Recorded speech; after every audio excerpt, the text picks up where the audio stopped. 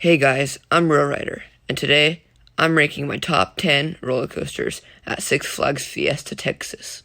This is probably the best looking Six Flags park in my opinion, and some people even say it's the best Six Flags park. This park has so much to offer. It has good food, high class rides, and the natural beauty is insane. This park wouldn't be this park without the quarry wall. This is a big wall wrapping around most of the park. Some rides even interact with this. This park is located in Texas, San Antonio. Please know that I haven't gone to this park since they opened Dr. Diabolical's Cliffhanger. That means it won't be anywhere on my list. With all that, let's go to number 10. Number 10, Streamlinet Coaster. In all honesty, I have not ridden this coaster and I didn't even know it existed until now. This is a steel family coaster manufactured by Vekoma. This attraction has been operating since 1992. Its max height is 15 feet and the max speed is 14 miles per hour. There is 279 feet of track, which is decent for a family coaster. A cool feature is that there is water underneath you that's pretty close to the tracks. Number 9, Pandemonium. This is a pretty cool family coaster, but not as cool as these other roller coasters. What makes this ride special is that the trains spin 360 degrees.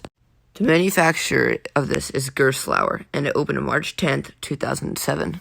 The top height is 48 feet, and the top speed is 31 miles per hour. There is 1,351 feet of track. Overall, this is a good coaster for the number 9 spot. Number 8, Roadrunner Express. This is one of the best family coasters I have ever been on, but unfortunately, there are other great rides here that top this. This manufacturer is Aerodynamics, rest in peace by the way, and the ride time is pretty long with about 2 minutes and 30 seconds. There is 2,400 feet of layout, which is amazing, but that's not the best part. The max height is 73 feet, which doesn't sound a lot, but it's a lot for a family coaster. The top speed is 35 miles per hour. Overall, this is a wonderful family coaster. Number 7, Batman, the ride.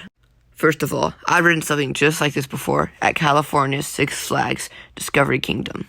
This coaster is an S&S free flight coaster. If you don't know what that is, it's where your seat can flip about infinite times depending on the weather. This coaster is really wild, opening May 23rd, 2015. The max height is 120 feet, and the max speed is 38 miles per hour. The track length is about 1,020 feet, which I thought was surprising. I thought this was much less, because look at this thing. Number 6, Boomerang, Coast to Coaster.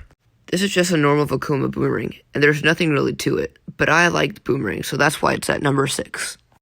The height is 177 feet, and the max speed is 48 miles per hour. Just a side note, all the color schemes of the coasters match the whole theme and vibe with this park really well, and I love that. Number 5, Goliath. This is an inverted B&M opening in 2008. This attraction has 5 inversions, which is a decent amount for this type of coaster. The max height is 105, and the max speed is 50 miles per hour. There is 2,693 feet of track. The ride lasts for 2 minutes on the dot. The reason this isn't higher on my list is because I've ridden way better B&Ms. Number 4, Poltergeist. This is one crazy ride. Like, look at this thing. This is a Premier Ride Spaghetti Bowl. It's a really fitting name. The ride had a big refurb, and now the queue in the ride has a really good theming. This has a whopping 2,705 feet of track, which is amazing. The max height is about 80 feet, and the launch is 60 miles per hour.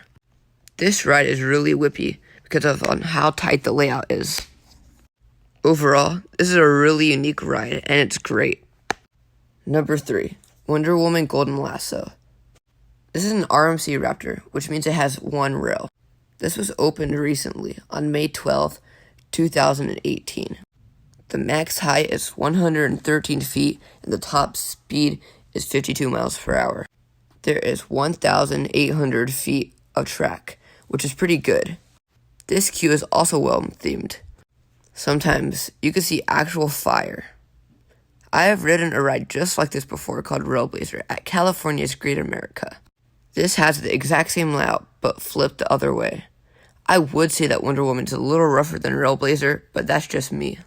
Number 2, Superman Krypton Coaster. This is a really good B&M floorless. This was opened March 11th, 2000.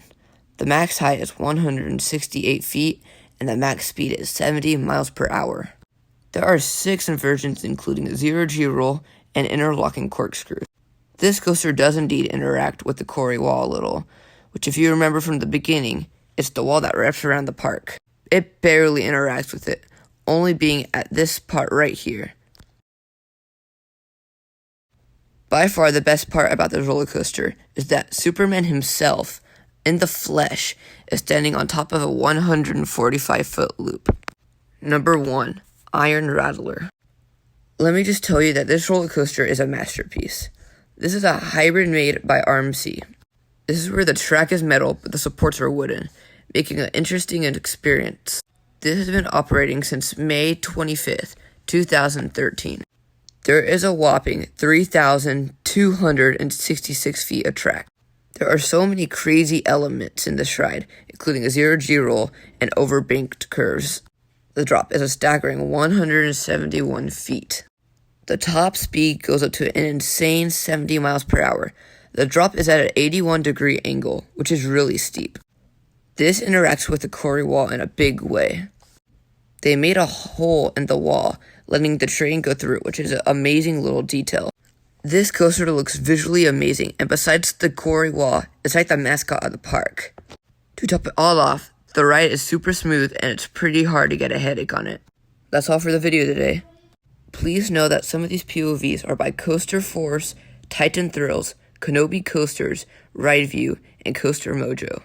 They are all really talented and cool YouTubers. All of their links are in the description. With all of that, I'm out.